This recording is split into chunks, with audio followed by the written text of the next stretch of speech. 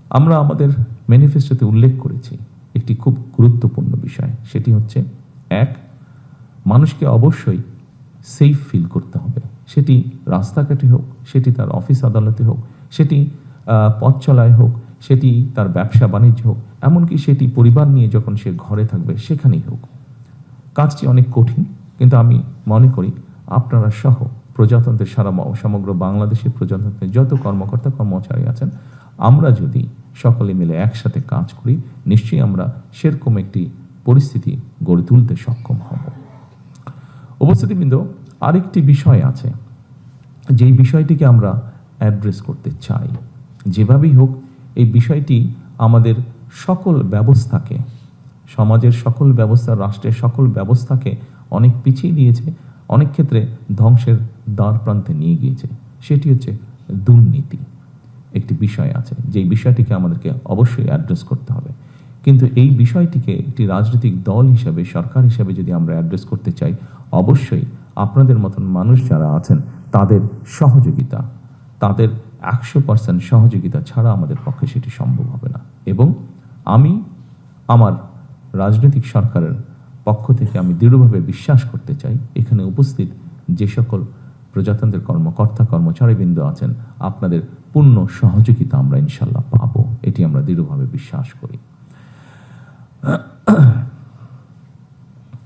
উপস্থিতিবৃন্দ, আপনারা এখানে সকলেই অভিজ্ঞ কর্মকর্তা এবং কর্মচারীবৃন্দ। স্বাভাবিকভাবেই একটি বিষয় আমাদের কাছে খুবই গুরুত্বপূর্ণ, সেটি হচ্ছে অবশ্যই সরকারের মূল দুটো বিষয় থাকে। একটি হচ্ছে দেশের এবং রাষ্ট্রের স্বার্থে অবশ্যই অনেকগুলো কাজ আছে যেটি দেশকে, দেশের রাষ্ট্রের স্বার্থে আমাদেরকে যেটি ফলো করতে হয়, সেটি হচ্ছে বিভিন্ন রাষ্ট্রীয় ব্যাপারে কিছু গোপনীয়তা থাকে। আমরা প্রত্যাশা করব, আজকে যেহেতু এটি এমন একটি যুগে এসে দাঁড়িয়েছি, আমরা বিভিন্ন সময় মিডিয়া বলুন, সোশ্যাল মিডিয়াতে বলুন, এরকম অনেক কথা চলে আসে এবং অনেক খবর চলে আসে যেগুলোর মধ্যে অনেকগুলোই মিসইনফরমেশন বা ডিসইনফরমেশন হয়ে থাকে, যা রাষ্ট্র এবং জাতির জন্য অনেক সময় ক্ষতিকারক হয়ে দেখা দেয়।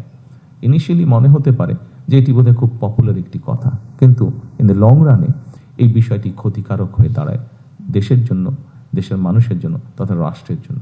আপনাদের সকল কাছে আমার অনুরোধ থাকবে যে অবশ্যই আপনার স্ব অবস্থান থেকে যেখানে গোপনীয়তার বিষয় থাকবে, সেখানে দয়া করে আপনারা রাষ্ট্রের স্বার্থে, জনগণের স্বার্থে গোপনীয়তা রক্ষা করবেন, যাতে করে দেশ, রাষ্ট্র কোনো বিব্রতকর অথবা এমন কোনো অবস্থায় না পড়ে যেখানে রাষ্ট্র ক্ষতিগ্রস্ত হতে পারে, দেশের মানুষ ক্ষতিগ্রস্ত হতে পারে। আরেকটি অত্যন্ত গুরুত্বপূর্ণ বিষয় উপস্থিতিবৃন্দ, সেটি হচ্ছে এখানে আজকে যারা আপনারা ঘরে উপস্থিত আছেন, আপনারা এখানে বেসামরিক, সামরিক সব ধরনের মানুষ আপনারা উপস্থিতি আছেন। আমাদেরকে অবশ্যই, আমরা যদি দেশকে গড়ে তুলতে চাই, জনগণকে গড়ে তুলতে, সামনের দিকে এগিয়ে নিতে চাই ডিসিপ্লিনভাবে, তাহলে অবশ্যই আমাদের যেই যে ডিপার্টমেন্ট আছে, সেটি সামরিক হোক, সেটি বেসামরিক হোক, প্রত্যেকটি ডিপার্টমেন্টের ডিসিপ্লিনের কিছু রুলস এবং রেগুলেশন আছে। আমার প্রত্যাশা থাকবে আপনাদের কাছে সেই রুলস এবং রেগুলেশনগুলো ডিসিপ্লিনের ক্ষেত্রে আমরা কঠোরভাবে মেনে চলার চেষ্টা করব।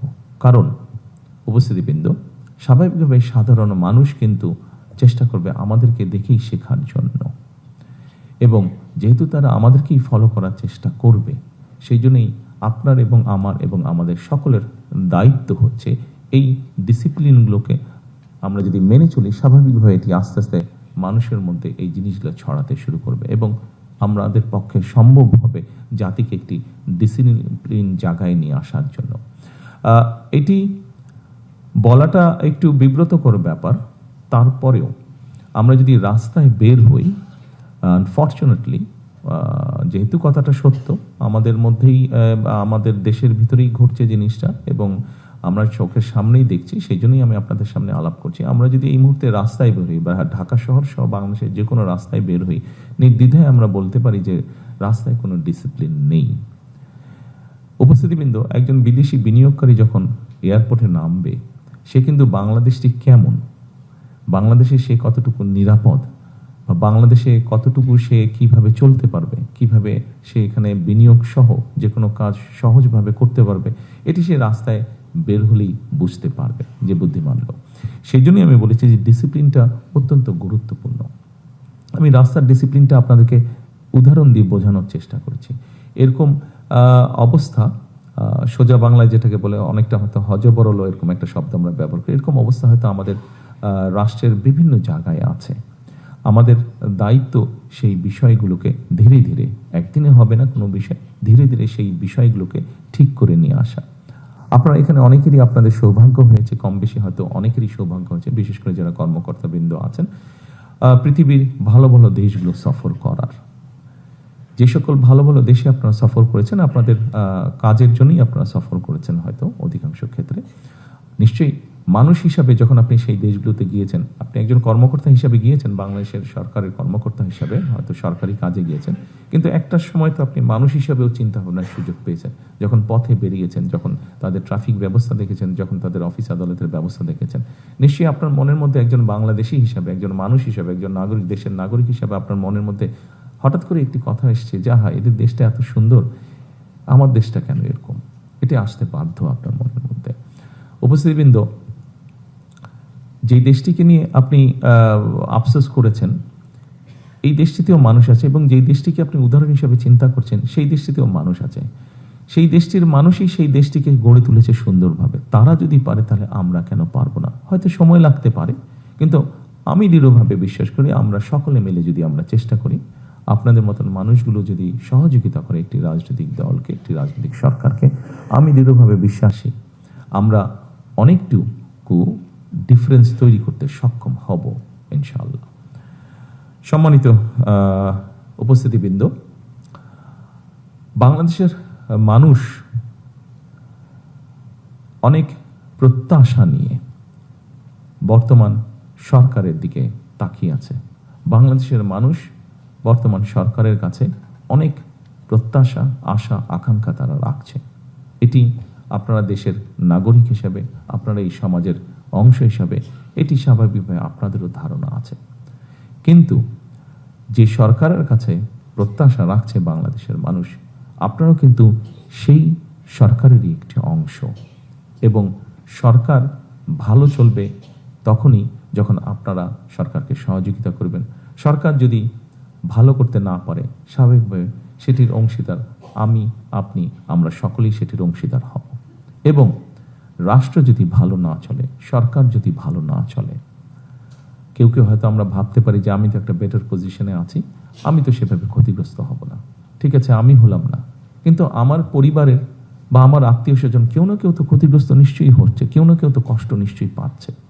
সেই জন্যই আমি প্রথমেই বলেছিলাম উপস্থিতিবৃন্দ যে আমাদের প্রত্যেকের আল্লাহর কাছে শুকরিয়া আদায় করা উচিত যে আল্লাহ আমাদেরকে একটা সুযোগ দিয়েছেন, আমাদেরকে আল্লাহ সেই পরিস্থিতি বা সুযোগ দিয়েছেন যেখানে আমরা যদি স্ব অবস্থান থেকে সচেতন হই, স্ব অবস্থান থেকে যদি আমরা কাজ করি, অবশ্যই আমরা একটা অবদান রাখতে পারবো এই দেশ গঠনের, এই সমাজ গঠনের, এই রাষ্ট্র গঠনের।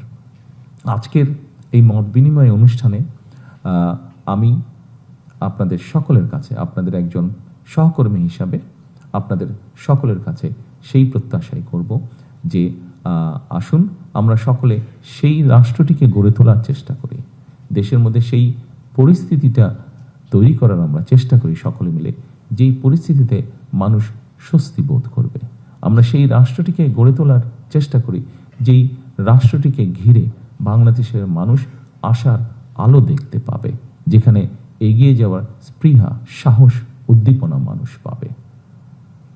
সকল উপস্থিতি, সকল সহকর্মীবৃন্দ, আমার মনে হয় আমি যতটুকু বলতে চেয়েছি আপনাদের কাছে, আমি যতটুকু বোঝাতে চেয়েছি আপনাদের কাছে, আমি যতটুকু সহযোগিতা চেয়েছি আপনাদের কাছে, আগামী যে দিনগুলো আমাদের সামনে আসবে, আমি দৃঢ়ভাবে আশাবাদী আপনাদের সকল রকম ইনশাল্লাহ সহযোগিতা আমি আপনাদের কাছে পাবো। আমার সরকার আপনাদের সকলের কাছে সহযোগিতা পাবে। আসুন আমরা সকলে যে যাবর অবস্থান থেকে আমরা কাজ করি, আমাদের এই দেশটিকে একটু হলেও যাতে আমরা পরিবর্তন করতে পারি ভালোর দিকে।